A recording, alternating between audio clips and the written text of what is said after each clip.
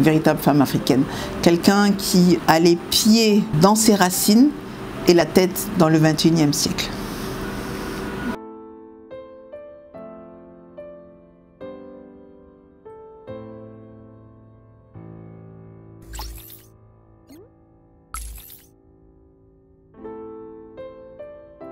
Mon appropriation de la notion de femme. Je suis née femme, je l'assume et je l'accepte.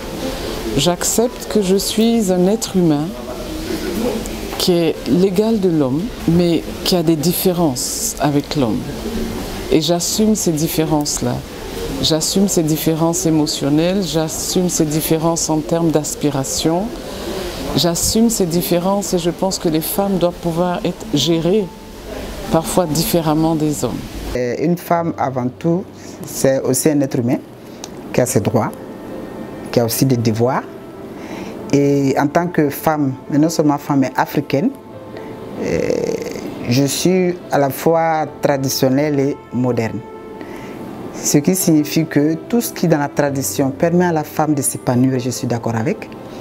Tout ce qui fait que la femme, pour le contraire, ne peut pas s'épanouir, je dirais pas, je suis pas contre, mais j'essaie de faire comprendre qu'on ne peut pas accepter quelque chose qui ne met pas en valeur l'être humain qu'est la femme. La femme n'est pas différente de l'homme, hein. C'est elle qui doit se définir en fait. Elle doit se frayer un chemin donc, dans cette société qui est essentiellement composée d'hommes. Et c'est à elle de montrer qu'elle arrive à tirer son épingle du jeu. Et qu'en fait, de par son comportement, son ardeur au travail, elle peut faire tout aussi bien, sinon mieux qu'un homme. Voilà.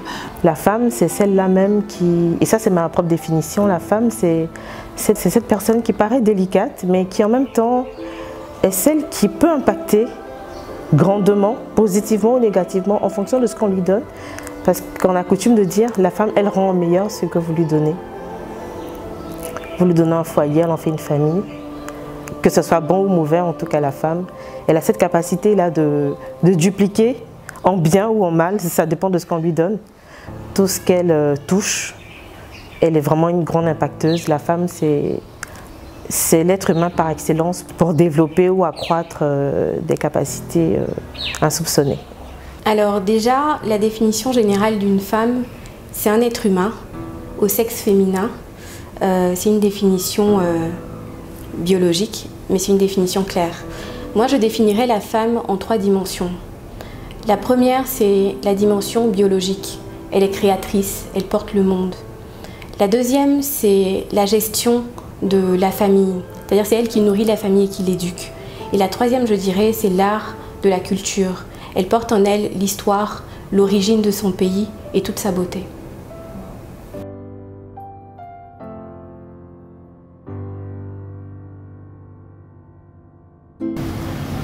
À mon avis, on dira que tout part de la base, tout part de nos traditions africaines. Dans la tradition africaine, de manière générale, la femme est celle qui, en principe, doit rester à la maison pour s'occuper des enfants.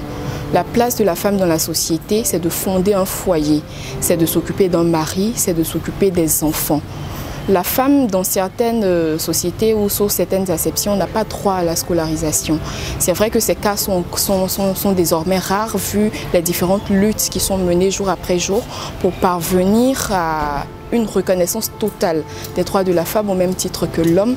Mais force est de constater qu'il y a de petites, disons, poches de résistance. Voilà. Il y a une certaine avancée parce que, mine de rien, la position de ma mère n'est pas ma position aujourd'hui. Mais en même temps, il y a encore des femmes excisées. En même temps, il y a encore des femmes qu'on oblige à se prostituer. Il y a encore des femmes qui sont marginalisées et qui sont regardées sous un prisme péjoratif.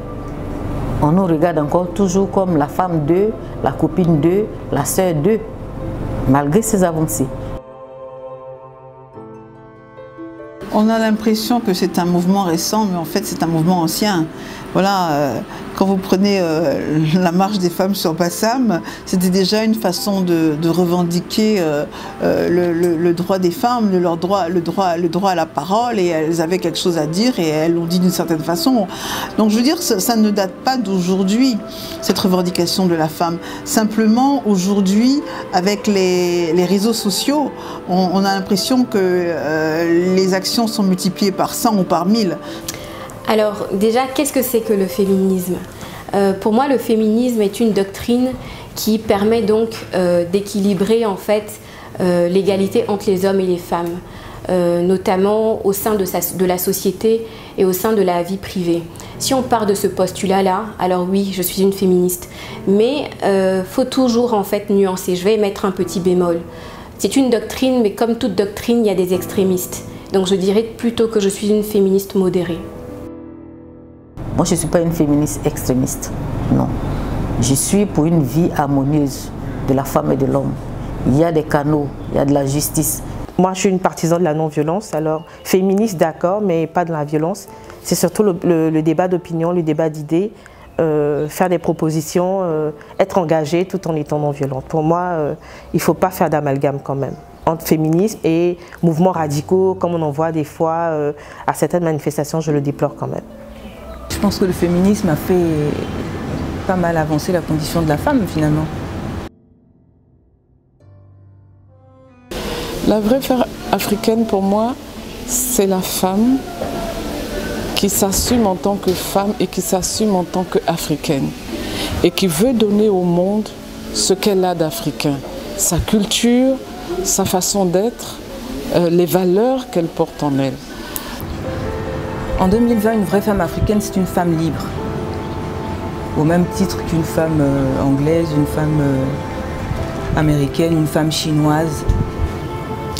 Pour nous, la vraie femme africaine, c'est déjà une femme qui a plusieurs valeurs, une femme qui arrive à concilier convenablement vie familiale et vie professionnelle. Une vraie femme africaine. La vraie femme africaine. Une vraie femme africaine. La vraie femme africaine. Elles sont dynamiques. La femme idéale africaine. A les pieds dans ses racines et la tête dans le XXIe siècle.